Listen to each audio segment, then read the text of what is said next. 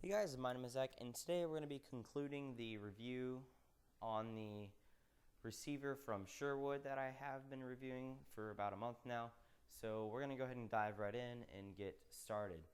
So pretty much this is the setup menu. This is where you can set up your network connection. You can change your display size, resolution. You can reset it to its factory settings, view your network information, as well as change the password, which is previously set to 0 through 9. So anyways, we're going to go ahead and dive right in on how to set up this network connection. So the first thing you're going to want to do is obviously put an Ethernet cable into the back of the receiver. Once you've done that, you can come over here to Direct AV Setup and then click Direct AV Setting. Now you can either select the portable Wi-Fi hotspot or the Wi-Fi Direct. So the Wi-Fi hotspot is just going to act like your router pretty much. It just offers a basic Wi-Fi connection, nothing fancy, Everyone's used to that, and the speeds are actually awesome on it. I mean, I have a 50 megabit per second connection, and I got exactly that from this. So there's no degrade in connection through this hotspot as you would have through your router. So that's a good thing. Or not as you would have through your router, but it's like the same as your router. There's no degrade in connection. Anyways, moving on. So thank you, clock. Moving on here, we've got Wi-Fi Direct, which is a technology that uses the phone or whatever your device you're connecting to and the receiver just alone. There's no actual connecting to any type of network, which for some users may be just an awesome way of getting your music played on here, because you don't have to go through it's not really a painful process of setting up your network, but some people may not know how to do it. So like I said, Wi-Fi Direct, some phones have it, some phones don't. Most Android phones, like flagship phones, have it. So like I said, there's no actual network connection. It's just kind of like a Bluetooth. Think of it like that. You're just connecting two devices, sending files back and forth, but no actual Wi-Fi connection there. Moving on, we've got our wired, which we can just make sure that we've got our wired connection set up correctly. You can change the name of the receiver on AP name, set the resolution, set the display size, reset it to its factory settings, view your network information, as well as change the password. After all that, you're going to want to go to your network by hitting the network button on the remote, and then you get pulled up here. So what this will allow you to do is select your Direct AV, which is the connecting to your device. You can do their free internet radio, which I'll show you guys that real fast. It's pretty much just a set of stations that you can listen to. So you've got like rock, jazz, classic stuff. So that's cool that that's included. Nothing like, wow.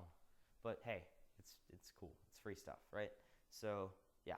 Then we're going to hit the return button, exit, yes, and then we can go to our media server.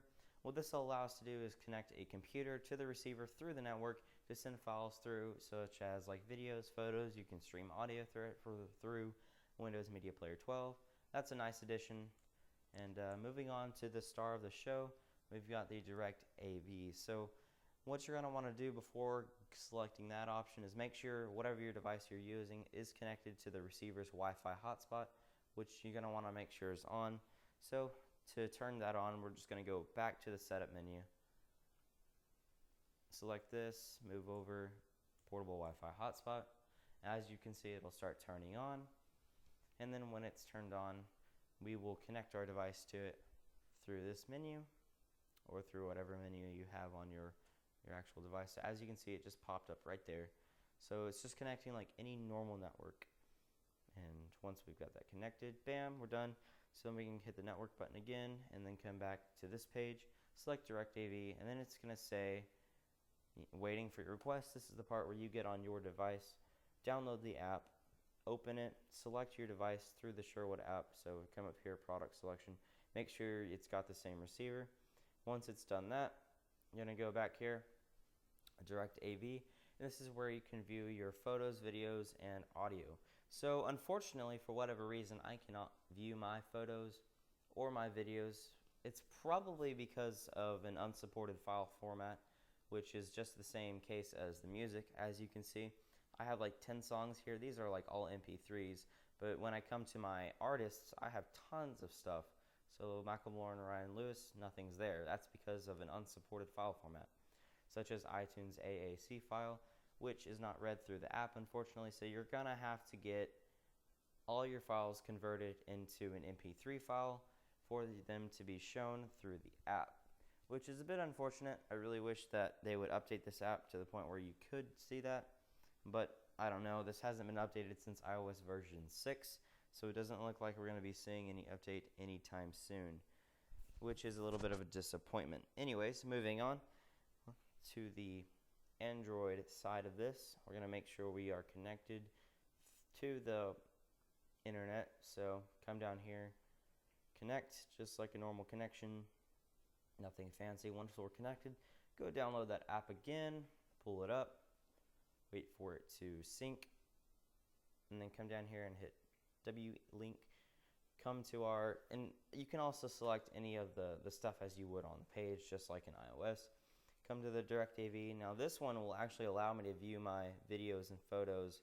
As you can see, there are my photos. I don't actually have any videos, but if I did, they would show up. So that is a good thing that we can do that. Like I said, probably because there is a supported file format for this Android device.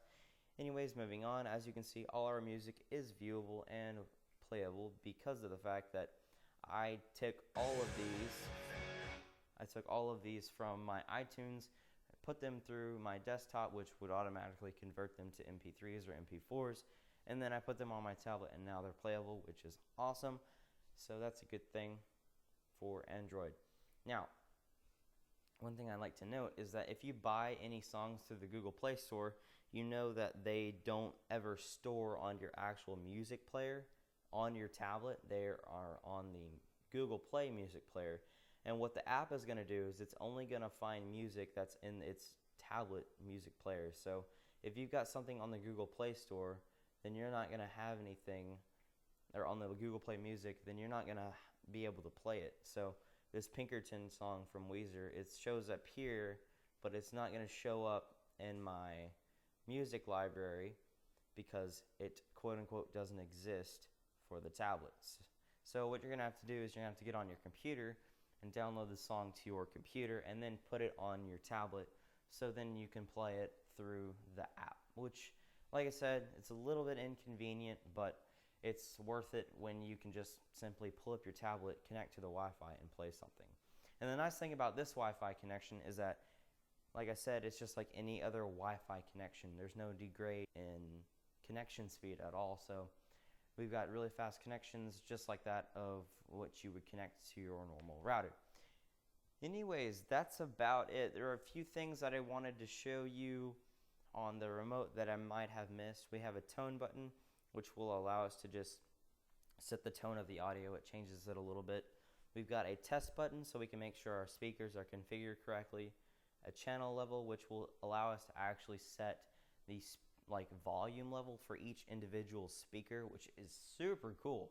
Like, I mean, come on now. If you want to turn up your surround sound speakers in the back, you can do that without having to turn up your front, which is super cool. And then we've got an audio assign button, which is, like I said, just kind of like that tone button. It kind of just changes the audio a little bit through a preset. So yeah, that's pretty much going to conclude this video. This receiver, as you can see, is a really nice receiver. It's got a lot of unique features. It's built with high quality materials. There's really not a huge thing that I have to say that I don't like about this receiver. Wish the app was a lot better on iOS. It's kind of lacking right now since we really can't view our photos and videos. We can only have music, and that's through the MP3 or MP4 file format. So yeah, if you guys have any questions about the receiver in the comments below, please don't hesitate to ask. I'm always here to help you guys out. That'll be about it. So I'll leave a link to this product in the description below if you want to check it out. But that's about it. So anyways, guys, thank you so much for watching.